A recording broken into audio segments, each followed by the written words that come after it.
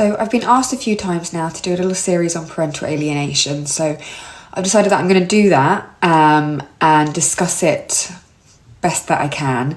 I should start off by saying that parental alienation is something that's really, really difficult to prove. It can be going on for years and somebody may not even realise that they are being alienated the way that they are.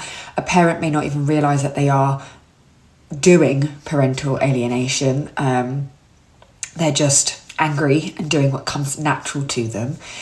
So in this episode, in this video, we're going to talk about the 5 signs, I think 4 or 5 signs to look out for in parental alienation. So let's get into it. So the first sign, and a lot of you may have experienced this, is that your ex will tell you that your child is unavailable to speak to you over the phone, unavailable online, FaceTimes, etc. Another prelude to that is that your ex will tell the child that you're not interested in speaking to them, or that you're too busy, you're too preoccupied, you're too busy at work, you're not available to speak to them, even though they haven't even asked you, or you'd be more than willing to talk to them. Now, this isn't a once or twice type situation. This is over a prolonged period of time. So you need to keep records of this, but that's one sign. A second sign is that your ex is very controlling in relation to the way that you communicate with your child. So they are monitoring the phone calls, the text messages, emails, whatever it may be, all interactions, they're monitoring that. Now, unless there's a serious safeguarding concern, and in those instances, of course, this doesn't count, but unless there's a serious safeguarding concern, there's no reason why you shouldn't be able to have those conversations with your child, with your ex listening in. So if you find that it's constantly being monitored, that may be another sign to look out for. A third sign is that your ex may plan activities for your child on the days, times, weekends that you're meant to be having contact with them. May even plan things that are almost impossible as a child for them to decide what they want to do. For example,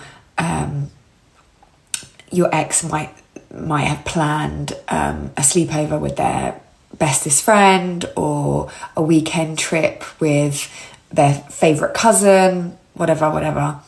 And it places the child in a position where they don't want to see you either. They'd rather do the funner thing.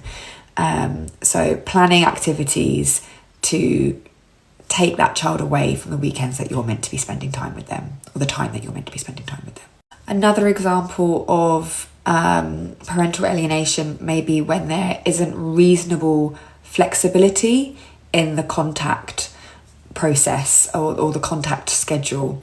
Now, I understand that routine is necessary for so many children, especially those with vulnerabilities, or routine and schedules are very necessary for certain parents because of the sort of relationships that they've had in the past. But so when I talk about reasonable flexibility or fluidity, I'm talking about, like, perhaps it's a parent's birthday and it doesn't fall on their weekend, but they've asked in advance if they could possibly see their child on their birthday, and the resident parent says no, even though plenty of notice has been given, or there's not a good enough reason for that no. For example, they're not abroad or don't have any other pre-plans. So just making a note of very rigid structures and rules when there doesn't necessarily need to be.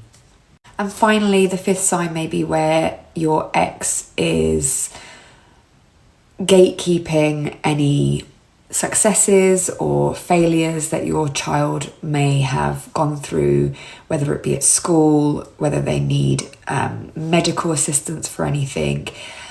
Especially if you have PR, you are meant to have knowledge of all of that. You're meant to be involved in everything. So if your ex is closing you off from everything so that you don't have any real impact or knowledge on your child's life, then this could be another sign of parental alienation. In my next video, I'm going to talk about the warning signs that you can look out for in your child when parental alienation may be happening, and I will also do a video on how to best defend yourself against parental alienation. So